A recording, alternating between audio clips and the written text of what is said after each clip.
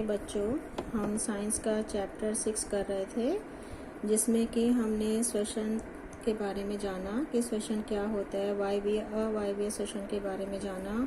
फिर हमने ये देखा कि पौधों में श्वसन क्रिया कैसे होती है, मछली में श्वसन क्रिया कैसे होती है। आज हम जानेंगे कि मानव में श्वसन क्रिया कैसे होती है।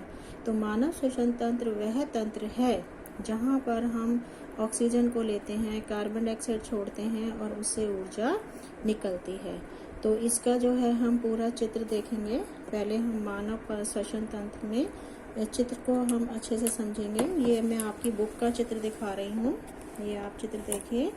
तो यहाँ पर जो ये नासा द्वार है, हम नाक से जो है सांस लेते हैं, हमारे नाक में छेद होते हैं, ये है, ये यहाँ पर नासा द्वार है, ये नासा गुहा इसको बोलते हैं। नाक में बहुत सारे बाल होते हैं, बाल वायु को साफ करते हैं और थोड़ी सी श्लेष्मा भी होती है यानी कि नमी के लिए। तो उस नमी से और बालों से जो भी गंदगी है वो नाक में रह जाती है और हवा साफ होके आगे जाती है। आगे आप देख रहे हैं कि यहाँ से ये इस तरह से वो नली जा रही है और एक मुंह से भी नली आ रही है। तो ये दोनों नली जो हैं वो यहाँ मिलती हैं। इस हिस्से को हम बोलते हैं ग्रसनी।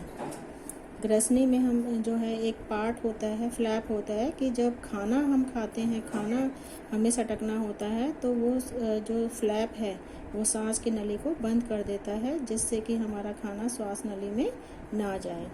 उसके बाद फिर ग्रसनी के बाद कंठ आता है। कंठ वो जगह है जहाँ से हम आवाज़ जो भी हम बोलते हैं तो वो आवाज़ आती है वहाँ पर एक मेम्ब्रेन होती है जो स्वर पैदा करती है। यहीं से हमारा श्वास नली आगे जाती है।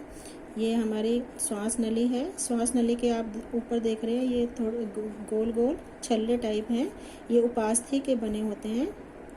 इनको हम वल्य बोलते हैं। वल्य मतलब ऐसे सर्कल सर्कल से, और ये इसलिए होते हैं कि जो श्वास नली है वो पिचके ना, वो ऐसे ही हमारी गर्दन में रहे, उसकी स्थिति ऐसे ही बनी रहे।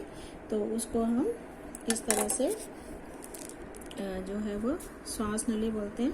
उसके बाद हमारी ये श्वास नली हम आगे देखें तो ये दो में डिवाइड हो जाती है ऐसे, एक इस फेफड़े में जाती है, एक इस फेफड़े में जाती है। इसको हम श्वसनी बोलते हैं। श्वसनी, हमारे दो फेफड़े होते हैं, यहाँ पर हृदय होता है, हृदय के दोनों ओर हमारे फेफड़े होते हैं। श्वसनी के बाद अब आप ध्यान से देखें कि जो हमारे एक कंकाल होता है हमारे शरीर में, अस्थियों का पिंजर होता है, तो इसको हम पसलियाँ बोलते हैं। पसलियाँ जो है वो हृदय और फेफड़ों को बचाती हैं। तो अब ये श्वसनी जो है वो आगे जाके, जैसे पेड़ की शाखाएं होती हैं ना, वो आगे आगे डिवाइड होती रहती है, ऐसे ही श्वसनी जो है वो आगे और छोटी छोटी नलियों में डिवाइड हो रही है। उसको हम श्वसनिका बोलते हैं। और श्वसनिका में लास्ट में जो है वो पार्ट आता है, वो छोटी छोटी यहाँ पर एक थैलियाँ सी बनती हैं जिसको हम कुपिका कोश बोलते हैं। इसका एक हिस्सा यहाँ पे बड़ा करके दिखा रखा है, ये देखिए। श्वसनी जो है वो आगे जाके ऐसे छोटी छोटी, जैसे हमारे गुब्बारे की गोलियाँ हम बनाते हैं, चटकोली जिसको बोलते हैं, ऐसे गोलियाँ सी बनी होती है, इसको हम कुपिका बोलते हैं। तो ये एक तो इसका क्षेत्र को बढ़ा देती है कि ज़्यादा से ज़्यादा गैसों का आदान प्रदान हो सके, इसलिए ये कुपिकाएँ जो है वो होती हैं। और इनकी पतली दीवार होती है तो आसानी से, जो कुपिकाओं के पास बहुत सारी रक्त की वाहिकाएं भी होती हैं, तो जो खून में मतलब रक्त में गैस जो है वो चली जाती है, ऑक्सीजन चली जाती है, और वहाँ से कार्बन डाइऑक्साइड गैस जो है वो कुपिकाओं में आ जाती है और फिर फेफड़ों में वापस जाके यहाँ से कार्बन डाइऑक्साइड गैस जो है वो हम नाक के द्वारा बाहर छोड़ देते हैं। हम यहाँ से पूरी वायु लेते हैं, वायु जो है वो इस तरह से पूरे जाती है और कुपिकाओं तक जाती है। कुपिकाओं में ऑक्सीजन जो है वो रक्त में चली जाती है और रक्त से कार्बन डाइऑक्साइड कुपिकाओं में आती है और फिर इसी रास्ते से वापस चली जाती है। अब वास्तव में होता क्या है कि जब हम सांस लेते हैं, ये मैं आप आगे दिखाती हूँ कि जब हम सांस लेते हैं तो होता क्या है कि हमारी जो पसलियाँ हैं, पसलियाँ ऊपर की साइड उठेंगी, ठीक है, पसलियाँ ऊपर की साइड उठेंगी। यहाँ पे एक ये डायफ्राम है, डायफ्राम होता है, ये असल में इस ऐसे होता है। तो जब ये नीचे को आएगा, नीचे को, तो ये चपटा हो जाएगा। तो ये जो हमारा वक्षगोह है, छाती है, ये यहाँ पर आयतन बढ़ जाता है। इसके नीचे आने से पसलियों के ऊपर उठने से, तो यहाँ का आयतन बढ़ेगा तो हवा जो है वो बाहर से अंदर आ सकती है। इसको बोलते हैं सांस लेना। और जब हमें सांस छोड़ना हो तो हमारी पसलियाँ नीचे की साइड जाएंगी और डायफ्राम जो है वो बाद अपनी स्थिति पर वापस जाएगा। तो अंदर जो वक्ष गुहा है, छाती की जो अंदर के स्पेस है वो कम हो जाता है, उससे जो कार्बन डाइऑक्साइड गैस है वो बाहर चली जाती है। तो यहाँ पर ये पूरा इसमें लिखा हुआ है कि सांस लेते समय क्या होता है और सांस छोड़ते समय क्या होता है। अब हम प्रश्न उत्तर पर आ जाते हैं कि कूपिका का क्या कार्य है। कूपिका का कार्य है, ये आपकी बुक में दिया हुआ है, मैं यहाँ पर जो आपको लाइन दिखा देती हूँ।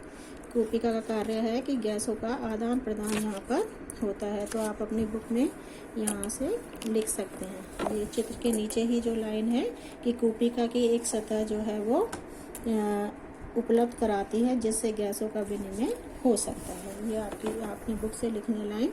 इसके बाद नेक्स्ट है कि गैस विनिमय किस स्थान पर होता है। तो गैस विनिमय मतलब गैसों का आदान प्रदान किस स्थान पे होता है।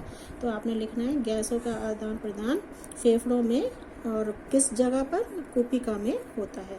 सांस लेने और सांस छोड़ने की प्रक्रिया के आपने जो है उसको अंतर स्पष्ट करना है। तो ऊपर ये टेबल दिया हुआ है पूरा ये वाला, तो ये आपने पूरा इसको बनाना है, ये इसका उत्तर हो जाएगा। नेक्स्ट क्वेश्चन है कि मानव श्वसन प्रणाली का नामांकित चित्र बनाइए, यानी कि ये चित्र बनाना है और इसमें आपको जैसे जैसे इसमें पूरे नाम लिखे हुए हैं वैसे ही आपको नाम लिखना है। आप इस तरह से कलर भी कर सकते हैं, सुंदर चित्र बनेगा। उसके बाद नेक्स्ट क्वेश्चन है आपका लास्ट क्वेश्चन कि सांस लेने और सांस छोड़ने के दौरान आपके उदर की गति, उदर मीन्स पेट, कि पेट को आपने पहले ये महसूस करना है कि जब हम सांस ले रहे हैं तो क्या क्या हो रहा है और जब सांस छोड़ रहे हैं तो पेट हमारा नीचे जा रहा है ऊपर जा रहा है। तो हम ये देखते हैं कि जब हम सांस लेते हैं तो पेट हमारा फूल जाता है क्योंकि अंदर का जो है वो आयतन बढ़ जाता है, और जब हमें सांस छोड़नी होती है तो हमारा पेट अंदर की तरफ जाता है, उससे अंदर का आयतन कम हो जाता है और जो हवा है वो बाहर निकल जाती है।